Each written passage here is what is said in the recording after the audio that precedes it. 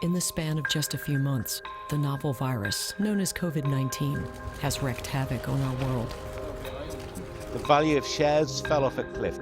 creating sudden impacts, not only to people's health, but also economic well-being and general psyche. Everyone's very fearful at the moment, and the question mark is, where does this end? The medical crisis, which first emerged in late December of 2019 in Wuhan, China, quickly spread to more than 100 countries on 6 continents. Confirmed infections climbed above 100,000, leading more than 5,000 deaths. Those most at risk, older people or patients with underlying ailments. Part of the coronavirus family of pathogens, named for their structural spikes, COVID-19 may be related to the common cold, but it can be much more dangerous. Like the other coronaviruses which caused outbreaks of severe acute respiratory syndrome and Middle East respiratory syndrome, SARS and MERS. All morning, ambulances moved victims of the new killer virus. SARS patients effectively in quarantine until the disease is under control. These are often quite nasty, airborne spread diseases that kind of reside somewhere in the respiratory system and can be quite contagious. COVID-19 symptoms include coughing, fever, and shortness of breath. The virus damages the lungs, causing pneumonia. And we know that it's replicating quite efficiently, both in the upper and lower respiratory tract of humans. So this is a virus that was already well adapted to replication in humans, and that's why we're seeing the spread that we're seeing. Every day we're learning more and more and more.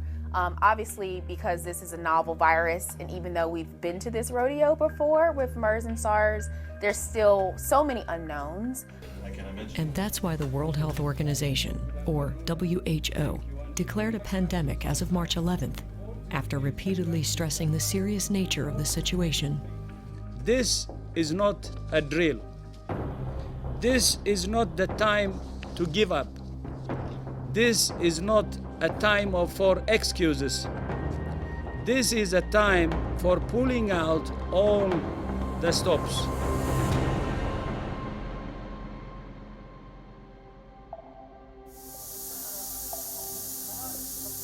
The fight is on, and the most effective strategies aim first to prompt preparations, and then contain and mitigate the damage.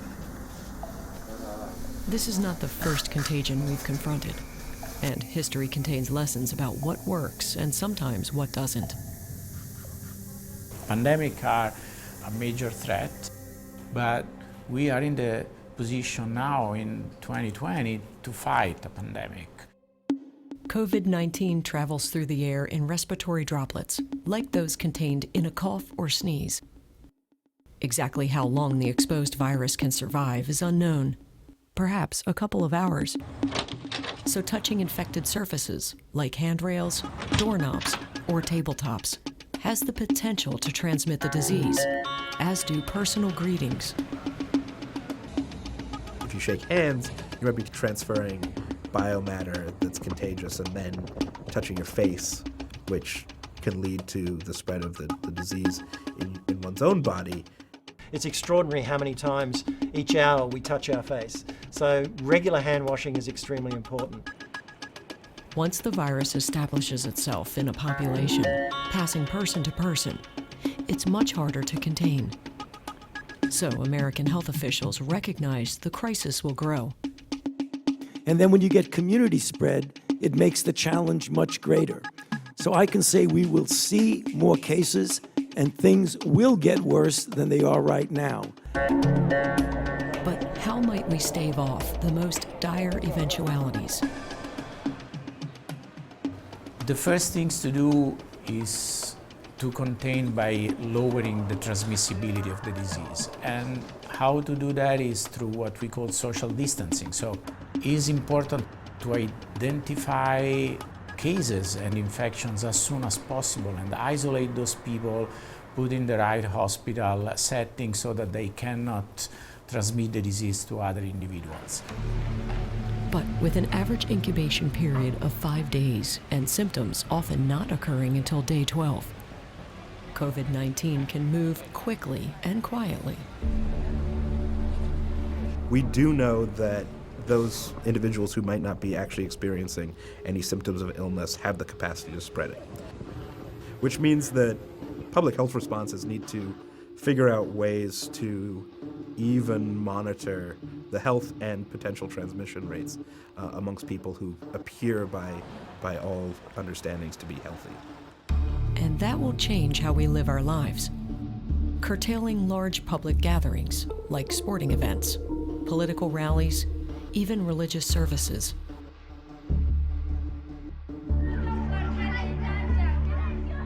While children appear to be at low risk to the virus's most dangerous effects, they could be transmission vectors and unknowingly spread the virus. One reason school closures will likely increase. Controlling contact with potentially infected individuals becomes critical, as does the behavior of those already feeling ill, according to the Center for Disease Control. You may need to take a break from your normal daily routine for 2 weeks. So staying home when you are sick is really important. Don't let the illness spread beyond you. Stay away as much as you can from other people. The WHO estimated a COVID-19 death rate of 3.4%, an alarming figure, which may vary country by country, trending higher in places with older populations or overloaded health systems. But many people who contract the disease may only suffer mild symptoms. So 2-week self-imposed isolation practices are encouraged for anyone suspected of coming in contact with the virus. When it comes to COVID-19, it's not just your health you need to worry about, it's the health of those around you and who you might infect, even if you're not necessarily feeling so bad yourself. Ultimately, the goal is to limit the transmission and keep hospitals open and accessible. I think there's a well-tried and tested phrase, and that is to be alert but not alarmed. I think the last thing we need is panic about this virus. You don't want the healthcare system to be overwhelmed. That's one of the major way to fight the disease. In 1918, the Spanish flu encountered a planet on the brink, already stretched thin by World War I.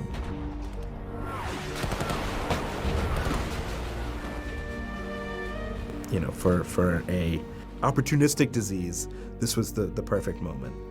You know, around the world, resources were scarce, health systems had been taxed by the war, and as a result, we were not, as a species, we were not in a great position to respond to a major global epidemic.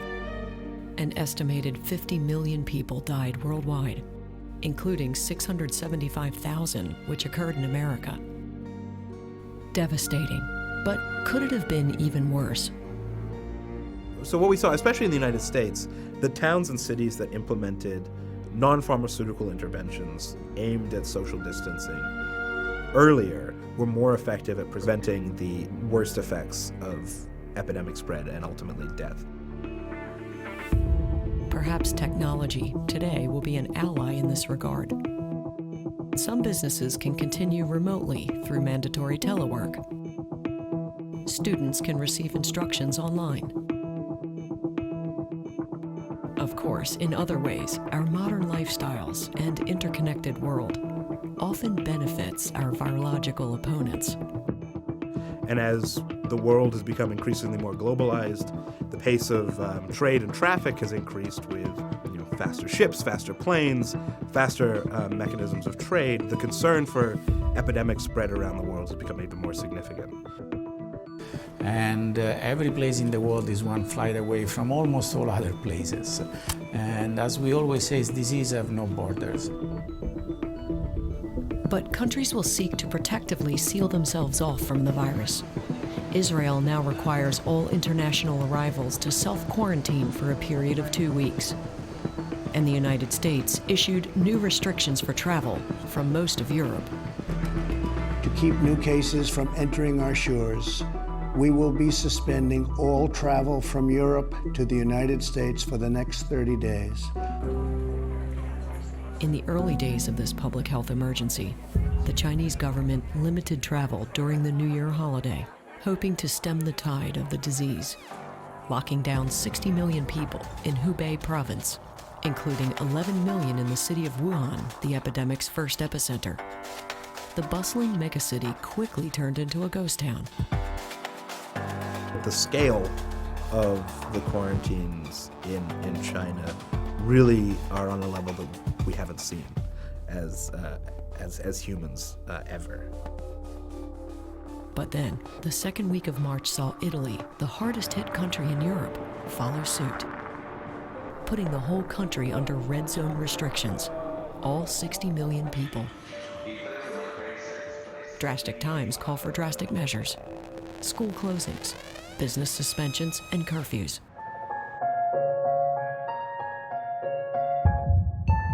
This in the country where quarantines originated during the Middle Ages to protect port cities like Venice from incoming disease. Where the word quarantine comes from quarantina, which is basically the withholding or control of ships or goods or people for a period of 40 days. And these quarantines were largely imposed in response to the threat of bubonic plague. So this was, the period around the Black Death in Europe, which obviously was devastating. Those early quarantines evolved into the control and closure of districts impacted by disease. The city health authority would attempt to shut down spaces, control and sanitize the streets. Despite not understanding necessarily germ theory, these were kind of early sanitary practices that would attempt to kind of tidy up a potential infectious space.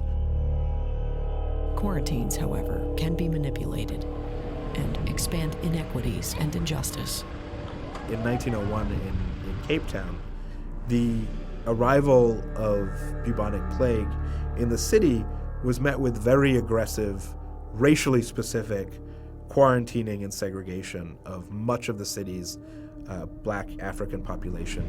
This model of forced removal really formed the model, the architecture for what we think of as, one of the quintessential forms of social control that we saw in the 20th century, the South African apartheid township.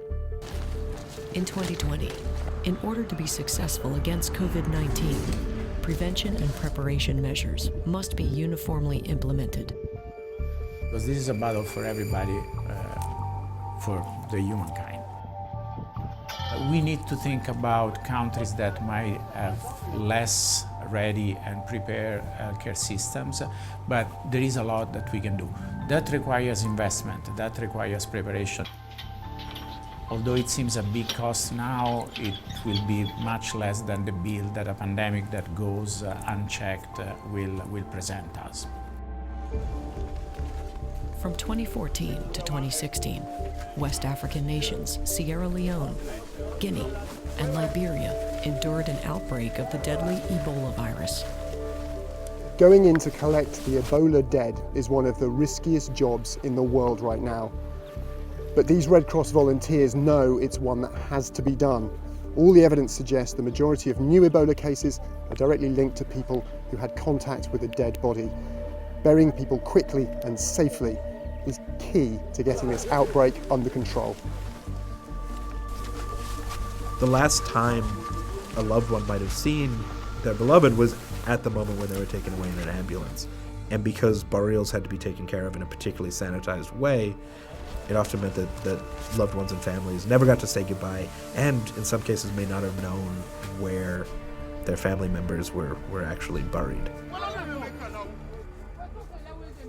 Altering burial customs took a great emotional toll and endangered the safety of healthcare workers. The outbreak killed more than 11,000 people before health authorities lifted the crisis. But grassroots education efforts helped lead to behavioral change, impacting the course of infection. I think we can look at aspects of the Ebola response, especially community-led, aspects of the Ebola response as very successful in West Africa, i.e. responses that relied on the support of the public. So these were practices like the refraining from shaking hands, the application and implementation of hand washing stations outside of restaurants, hotels, major buildings, post offices, etc., to provide access to sanitary and hygienic services. And also, curfews and the limitations on large public gatherings. Some of those same practices can help combat COVID-19. Washing your hands thoroughly, minimizing contact with infected people by employing social distancing tactics. The beauty of the human spirit, and also the human race as social animals, means that even in the absence of some of our most basic forms of greeting or interaction, it doesn't mean we can't figure out new ones in response to a moment of crisis. An army of scientists around the world race to develop a vaccine to combat COVID-19. But these efforts take time, and the coronavirus health crisis grows. Uncertain future, perhaps, but not all is lost. The bottom line is, we're not at the mercy of the virus. The great advantage we have is that the decisions we all make as governments, businesses, communities, families, and individuals can influence the trajectory of this epidemic.